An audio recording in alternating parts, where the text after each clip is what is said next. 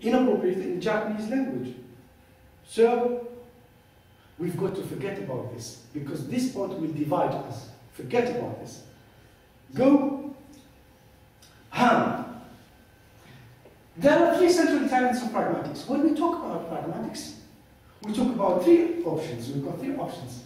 We've got pragmatics as appropriate language use. It means, as I have already explained, using a particular expression in a particular context. You cannot use an expression in its outside its context. It's wrong. Okay? There is another point. Pragmatics as negotiation of meaning. What do I mean by negotiation of meaning? I told you that words by themselves, they carry all by themselves, mean what they mean. Yes? Meaning is not the property of words. Meaning is built up, is negotiated. How? By speaker and hearer. I say something, you said, for instance here, you said, hi, it's a marker that means that you are following me, yeah? And you start, if you don't understand, you say, pardon, what do you mean? And you are trying to converge, we are trying to build up meaning. Till the point we said, it's okay. It means we have understood each other. What we have done, we have negotiated meaning till we have the meaning that we both understand.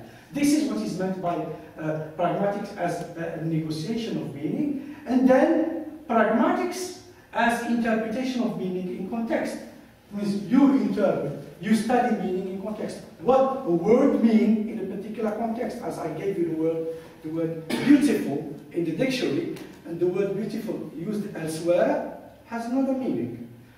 I give you an example. If I say, for instance, I am feeling cold, this is an expression, I am feeling cold. But this expression might have a lot of interpretation depending on in the context. If you go to the doctor and you tell him, well, I am feeling cold, which means what you are doing, you are telling him about one of the symptoms of your illness. This is a symptom. If you are in a room, here I am in a room, now you say, I'm feeling cold, feel cold. It means, please close the door. Come in this. Okay? It means, close the door. It hasn't the same meaning as the first one, has it?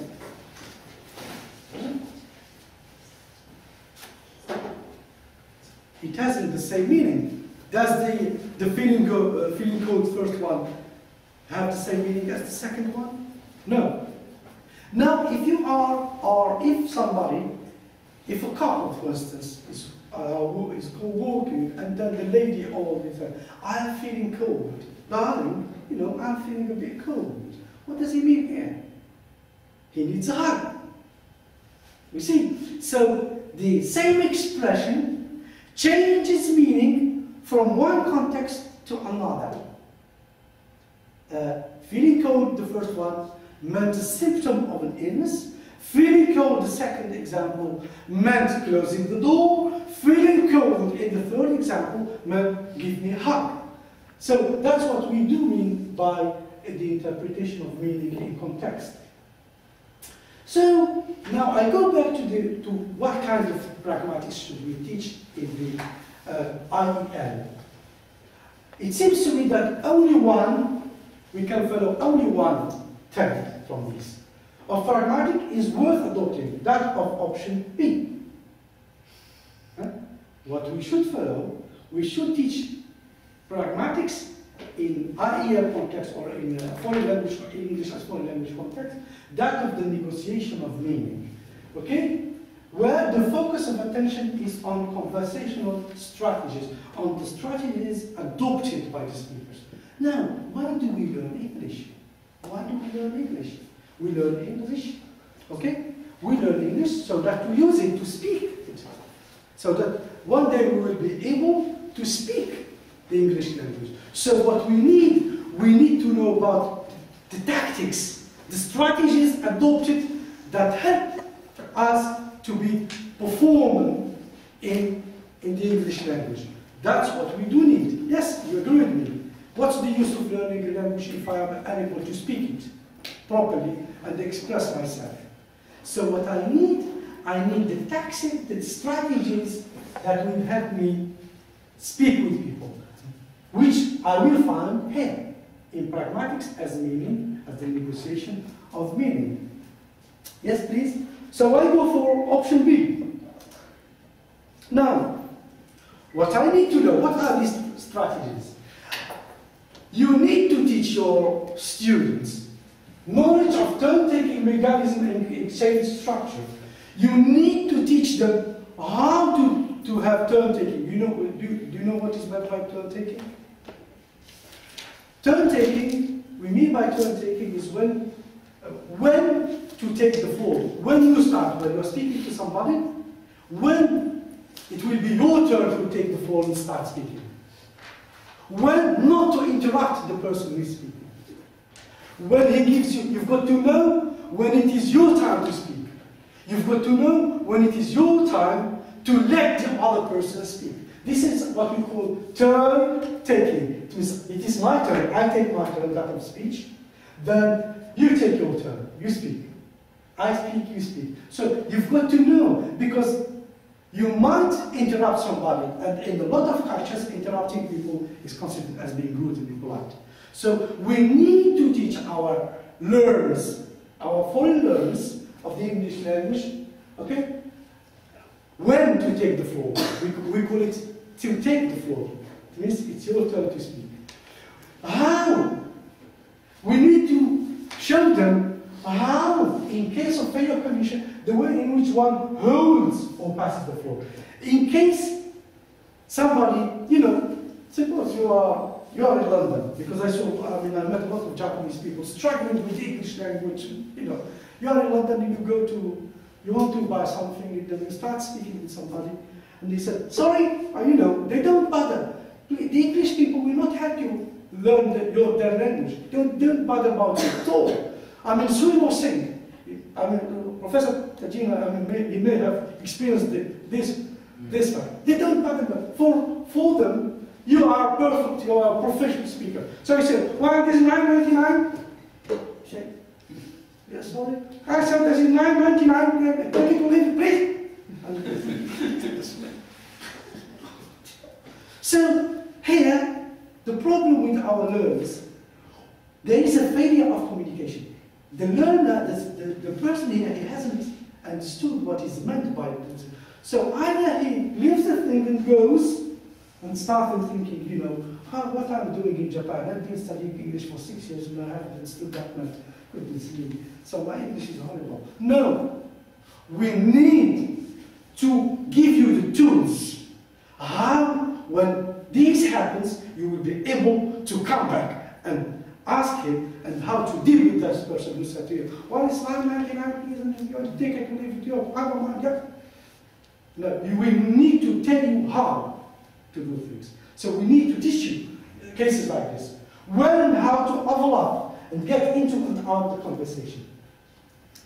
When to manage your conversation. When to start a conversation and to finish it. We need to show you how to do these things. When to give back channels cues to indicate that we are attending to the speaker's speech or to overlap with speaker's turn. What do I mean by back channels? I gave you an example. I'm going to give the example of here in Japanese. One of the back channel cues I heard people, somebody speaking in English, in Japanese, there's someone saying, hi, hi, hi, what's this? You use it hi. Hi means yes. Yes, in Japanese, yes.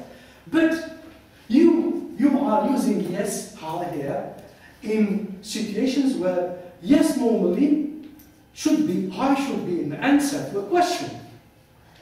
Are you going out?